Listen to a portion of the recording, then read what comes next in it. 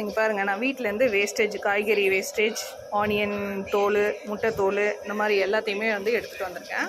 இதெல்லாம் வந்து நம்ம செடியில் வந்து போடுறதுக்காக, நம்ம ஃபார்மில் இருக்க செடிங்களுக்கு. ஸோ அதுதான் வந்து ஊட்டச்சத்து நான் கொடுக்குறது, வேறு எதுவுமே கொடுக்குறதில்ல. அதுவும் இல்லாத இப்போ இன்றைக்கி வந்து புதுசாக வந்து ஒரு சில செடிகள் நட போகிறோம். இந்த 2 செடி வந்து என் தங்கச்சி வீட்டிலேருந்து கொடுத்து அமிச்சாங்க. அவங்க வீட்டில் வந்து மரமாக வரக்கூடிய செடிகள் வந்து வைக்க முடியாது அப்படின்ட்டு, அவங்களுக்கு யாரோ ஒரு கல்யாணத்தில் கொடுத்தது. இது என்ன செடின்னு தெரியல. இது வந்து கொய்யா இலை மாதிரி இருக்குது.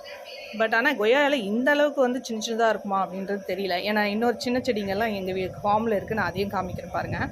இது என்ன செடின்னு தெரிஞ்சால் கமெண்ட்டில் சொல்லுங்கள். இந்த இலையை நசுக்கி மோந்து பார்த்தா கொய்யா பழம் வாசனை தான் வருது. என்ன செடின்னு தெரியல. இதுவுமே என்ன செடின்னு தெரியல. இது வந்து அவகோடாவா என்னன்னு தெரியல. கொஞ்சம் டவுட்டாக தான் இருக்குது. இது வந்து செடி வந்து பதியம் போட்டது என் தங்கச்சி. இது வந்து பீர்க்கங்காய். இது வந்து பால் செண்டுப்பூ. இதுவுமே பதியம் தான் போட்டது. இது சாமந்தி.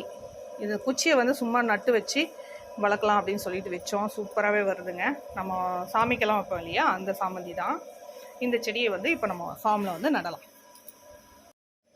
இங்கே பார்த்தீங்களா, அந்த கொய்யா செடி சொன்னேன் இல்லையா, இந்த மாதிரி இருந்தால் தான் நமக்கு நல்லாவே தெரியும். அது வந்து ரொம்ப சிறுவாக இருக்குது இல்லையா.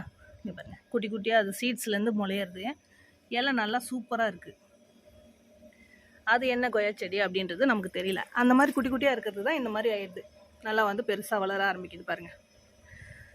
அது மட்டும் இல்லை, இன்றைக்கி என்னென்ன ஹார்வெஸ்ட் பண்ணியிருக்கோம் அப்படின்றதையும் பார்க்கலாம் வாங்க. கொஞ்சமாக வந்து ஆவாரம்பூ, கொஞ்சம் மணத்தக்காளி கீரை. ஸோ 2 பேர் சாப்பிட்ற அளவுக்கு இருக்குது. ஸோ நம்ம வீட்டிலேயே வந்து ஃப்ரெஷ்ஷாக ஆர்கானிக்காக காய்ச்ச கீரை.